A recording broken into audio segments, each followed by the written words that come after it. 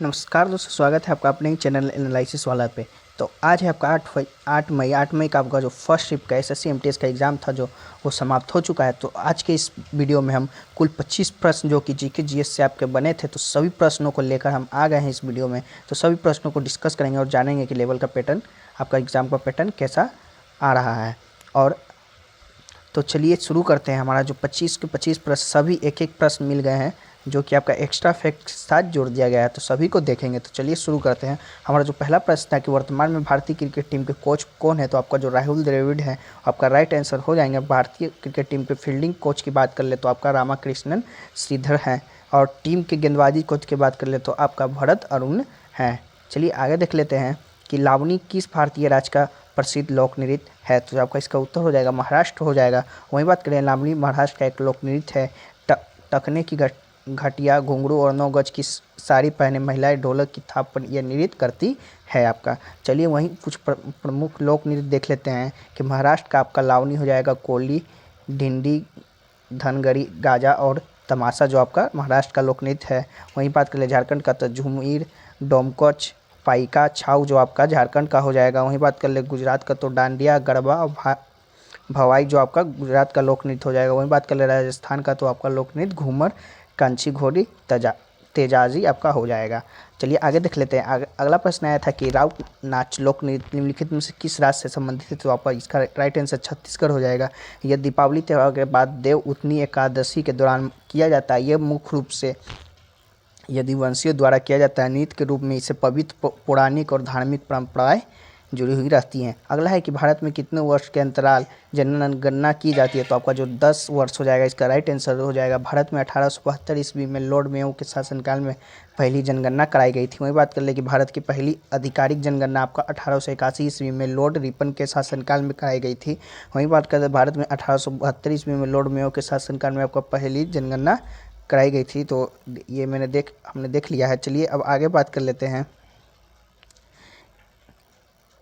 अगला प्रश्न आया था कि नवरे फेस्टिवल कहाँ मनाया जाता है, तो आपका इसका राइट आंसर कश्मीर हो जाएगा। यह दिन चैत नवरात्र का प्रथम दिन है तथा चैत मास के शुक्ल पक्ष पर का भी प्रथम दिवस से ज्योतिष शास्त्र के अनुसार भी यह वर्ष का प्रथम दिन माना जाता है। तो आपका जो कश्मीर हो जाएगा जहाँ नवरे त्यौहार मनाया जाता है। अगला आया था कि राष्ट्रपति का शपथ किस अनुच्छेद के तहत है, तो आपका जो अनुच्छेद 52 हो जाएगा वो आपका राइट आंसर हो जाएगा। वहीं बात कर ले कि आपका अनुच्छेद 53 की, तो 53 जो है का संघ की कार्यपालिका शक्ति राष्ट्रपति के निहित होगी, जिसका प्रयोग वह प्रधानमंत्री मंत्र परिषद की सलाह के अनुसार करेगा। अगला देख लेते हैं अनुच्छेद 54 आपका राष्ट्रपति का चुनाव करता है। वहीं देख लें अनुच्छेद 55 तो राष्ट्रपति के चुनाव की प्रक्रिया। अनुच्छेद 56 तो राष्ट्रपति के पद का कार्यकाल। अनुच्छेद 57 तो पूर्व निर्वाचन हेतु पात्रता। अनुच्छेद 58 राष्ट्रपति के रूप में चुनाव हेतु योग्यता। अनुच्छेद 59 तो आपका राष्ट्रपति पद के लिए शर्त। अनुच्छेद 60 तो आपका राष्ट्रपति की शपथ। अनुच्छेद 61 जो आपका महाभियोग से संबंधित है।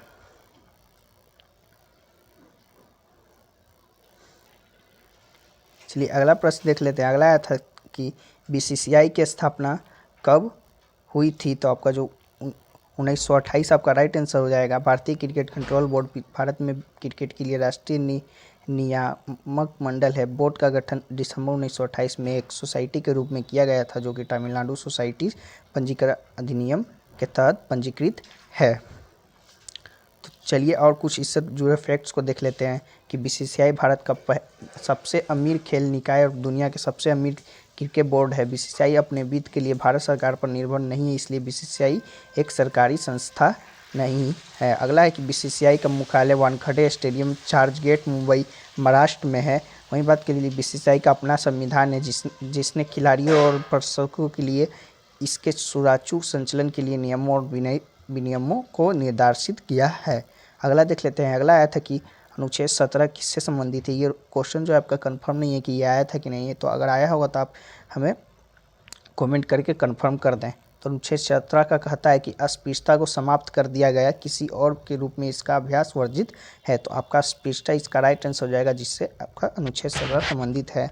तो चलिए वहीं बात कर लेते हैं भारतीय संविधान में समानता का अधिकार की, तो आपका अनुच्छेद 14 से 18 तक है। तो आपका 14 जो अनुच्छेद कहता है कि कानून के समक्ष समानता। अनुच्छेद 15 आपका है धर्म, मूल वंश, जाति, लिंग, जन्म स्थान के आधार पर भेदभाव का निषेध। अनुच्छेद 16 आपका नागरिक रोजगार के मामलों में अवसर की समानता से संबंधित है। अनुच्छेद 17 जो अस्पृश्यता का उन्मूलन से संबंधित है। अनुच्छेद 18 जो उपराधियों का उन्मूलन है। अगला है कि तत्वबोधिनी सभा का गठन कब हुआ, तो आपका जो कब हुआ और किसने किया, तो आपका जो देवेंद्र नाथ टैगोर इसका राइट आंसर हो जाएगा। देवेंद्र नाथ टैगोर ने कोलकाता में 6 अक्टूबर 1839 को तत्वबोधिनी सभा की स्थापना की थी। इस सभा का उद्देश्य धार्मिक विषयों पर चिंतन तहत उपनिषदों के सार का प्रसार करना था। 1859 तत्वबोधिनी सभा का विलय ब्राह्मण समाज में कर दिया गया था। 1828 में राजा राम मोहन ने ब्रह्मा समाज की स्थापना की थी। तो आप इसे भी याद ध्यान में रखिएगा। अगला है कि अलाउद्दीन खां का संबंध किस वाद्ययंत्र से ये आया था, तो आपका सरोद वादक इसका राइट आंसर हो जाएगा। उस्ताद अलाउद्दीन खां जो कि आपका एक बहुत प्रसिद्ध सरोद वादक थे, साथ ही अन्य वाद्ययंत्रों को बजाने में भी पारंगत थे। तो चलिए बात कर लेते हैं और तारयुक्त वाद्ययंत्र और उन्हें बजाने वाले भारतीय संगीतकार के, तो आपका जो संतूर वादक जो आपका पंडित शिव शंकर कुमार शर्मा और भजन सपोरी जो कि संतूर वादक से संबंधित है। वहीं बात कर ले सरोद वादक से तो आपका अलाउद्दीन खान, अली अकबर खान, अमजद अली खान, बुद्धेश्वर दास गुप्ता, बहादुर खान, शरण रानी, जरीन एस शर्मा जो कि आपका सरोद वादक हैं। अगला देख लेते हैं सितार से। सितार का आपका हो जाएगा पंडित रविशंकर, शाहिद परवेज खान, बुधई मुखर्जी, अनुष्का शंकर, हरा शंकर भट्टाचार्य, निखिल बनर्जी, विलायत खान या मुश्ताक अली खान जो कि आपका सितार वादक है। अगला देख लेते हैं सुरबहार से। तो सुरबहार से आपका अन्नापूर्णी देवी और सज्जाद हुसैन जो कि आपका सुरबहार से संबंधित है। वहीं बात कर ले बीन से तो आपका जो असद अली खान, जिया मोइनुद्दीन खान आपका जो कि बीन से संबंधित है। वहीं बात कर ले वीना से तो वीना से आपका जिया मोहिउद्दीन डागर, अयारी श्याम सुदरम, डोरी स्वामी अयगर, चितम्बू, इमानी शंकर शास्त्री, धनमल के.आर. कुमार स्वामी, सुंदरम बालचंदर जो कि आपका बीना से संबंधित है। वहीं बात कर लें रुद्र बीना से तो आपका असद अली खान जो कि रुद्र बीना से संबंधित हैं। तो चलिए अगला प्रश्न देख लेते हैं। अगला आया था कि संविधान में भाषाएं कितनी, आपका ये पूछा था। तो आपका जो इसका राइट आंसर 22 हो जाएगा। संविधान के 8वीं अनुसूची में 22 भाषाएं शामिल है जो कि आपका असमिया, बंगाली, गुजराती, हिंदी, कन्नड़, कश्मीरी, कोंकणी, मलयालम, मणिपुरी, मराठी, नेपाल, उड़िया, पंजाबी, संस्कृत, सिंधी, तमिल, तेलुगु, उर्दू, बोडो आपका जो कि संबंधित संविधान भाषाओं में है।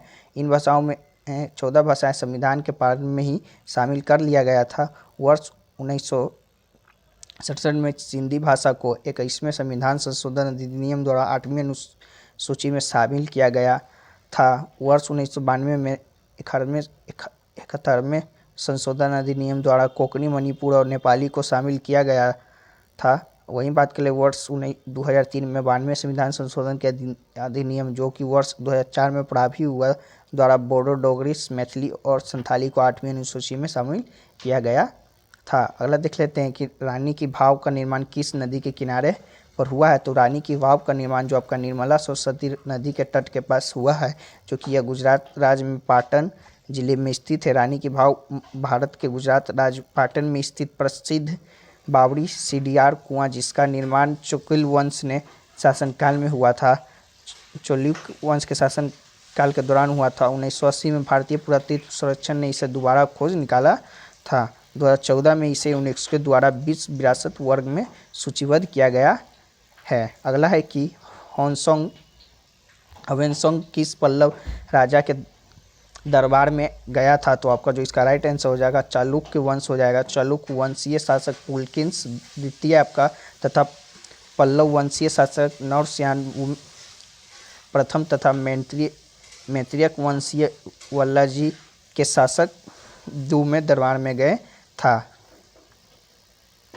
दूरसेन टू के दरबार में गया था। अगला है कि 2011 के जनगणना के अनुसार दूसरे स्थान पर कौन सा धर्म था। तो आपका जो इसका राइट आंसर मुसलमान हो जाएगा।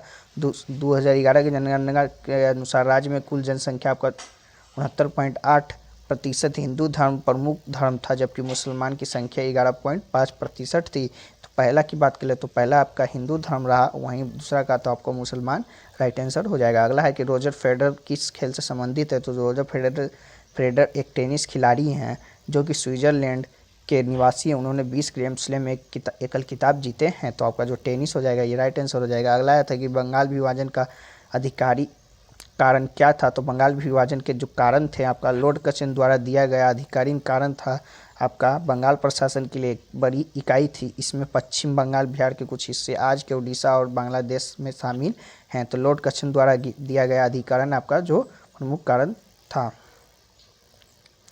अगला है कि गेहूं के लिए सर्वोत्तम मिट्टी कौन सी है? तो आपका गेहूं के लिए दोमट या बलुई दोमट, बलुई भारी चिकनी मिट्टी में उगाया जाता है। तो जो भी आपका ऑप्शन के अनुसार आंसर होगा वो अब राइट आंसर हो जाएगा। आमतौर पर दोमट मिट्टी गेहूं की सबसे प्रकार की किस्म के लिए अच्छी मानी जाती है। चलिए अगला देख लेते हैं। गरीबी रेखा का आकलन कौन सी संस्था करती है? तो गरीबी का अनुमान भारत नीति आयोग की टास्क फोर्स द्वारा सांख्यिकी और कार्यक्रम कार्यालय परिवहन मंत्रालय मोस्पाई के तहत राष्ट्रीय नमूना सर्वेक्षण कार्यालय द्वारा फीचर किए गए डेटा के आधार पर गरीबी रेखा का गणना करना के लिए माध्यम किया जाता है। तो नीति आयोग का आपका टास्क फोर्स जो कि आपका गरीबी रेखा का आंकलन करता है। अगला है कि I2U2 को किस नाम से जाना जाता है? तो I2U2 के 4 देश हैं, भारत, इजराइल, संयुक्त अरब अमीरात और संयुक्त राज्य अमेरिका द्वारा गठित एक नया समूह है। इसे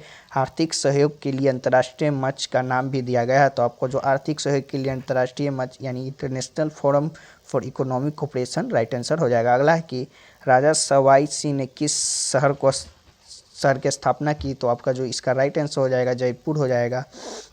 जयसिंह द्वितीय ने सवाई राजा जयसिंह के नाम से लोकप्रिय अमेर साम्राज्य के 29वें कछवाहा राजपूत शासक थे, जिन्होंने बाद में जयपुर के किलेबंदी शहर की स्थापना की और इसे अपनी राजधानी बनाया थी। अगला है कि अंडमान और निकोबार कौन सी जल संधि के अलग होते हैं? तो आपका जो इसका राइट आंसर हो जाएगा 10 डिग्री अक्षांश से अलग होते हैं। तो अंडमान निकोबार से 10 डिग्री चैनल द्वारा अलग किया जाता है। मन्नार की खाड़ी एक उथली खाड़ी है जो हिंद महासागर में समुद्र के किनारे हिस्सा है। निचली डिपो में भीती एक श्रृंखला जिसे एडम ब्रिज के रूप में जाना जाता है, जिसे राम सेतु भी कहा जाता है, जिसमें मन्नार द्वीप शामिल है। मन्नार की खाड़ी पाक जल डमरू मध्य से अलग करता है, जो भारत और श्रीलंका के बीच उत्तर में स्थित है। पाक जल डमरू मध्य भारत के तमिलनाडु राज्य और श्रीलंका के उत्तरी प्रांत मन्नार जिले के बीच जल डमरू मध्य है। दक्षिण अंडमान और लिटिल अंडमान को दक्कन मार्ग से अलग किया गया है। 8 डिग्री चैनल जो कि बात कर ले तो मिनिकॉय और मालदीव के द्वीपों से अलग करता है। 9 डिग्री चैनल जो कि मुख्य लक्ष्य द्वीप समूह मिनिकॉय द्वीप को अलग करता है। चलिए अगला प्रश्न देख लेते हैं। अगला प्रश्न आया था कि विद्युत धारा जोड़ने और हटाने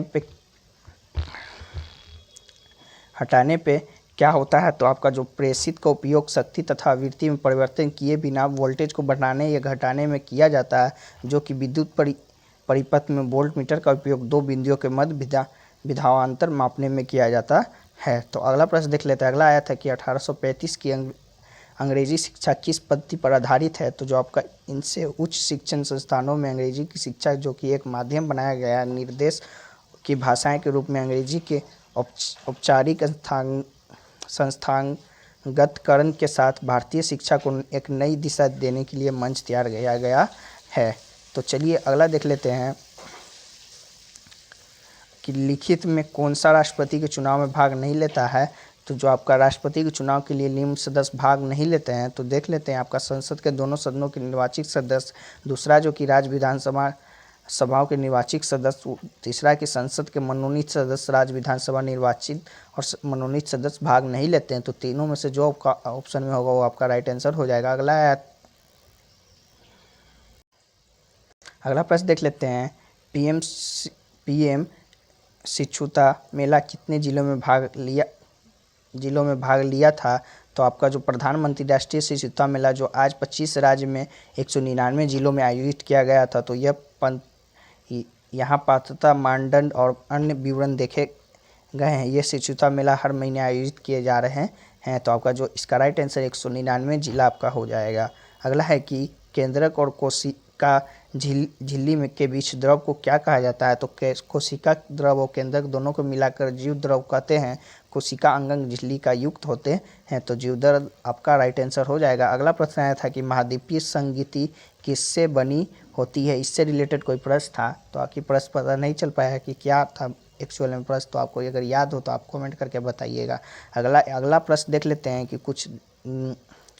कि बोर्न इन सिल्वर स्पून आपका जो इडियम्स एंड फ्रेज था, आपका इसका मीनिंग क्या हो जाएगा? तो बोर्न इन सिल्वर स्पून का आपका जो मीनिंग हो जाएगा born into a very wealthy family आपका हो जाएगा। अगला आया था कि विद्रोह का सिनोनिम्स पूछा था, तो आपका जो इसका आंसर हो जाएगा ऑप्शन के अनुसार हो जाएगा। तो चलिए कुछ देख लेते हैं विद्रोह का synonyms. Retreat, retire, flee, reset, evacuate, fall back, pull out, drop back का जो विद्रोह का सिनोनिम्स हो जाएगा। तो इतने ही प्रश्न पूछे गए थे, जो कि हालांकि 2500 के 2500 प्रश्न हमने डिस्कस कर लिए हैं। तो चलिए मिलते हैं नेक्स्ट शिफ्ट के वीडियो में, तब तक के लिए जय हिंद जय भारत।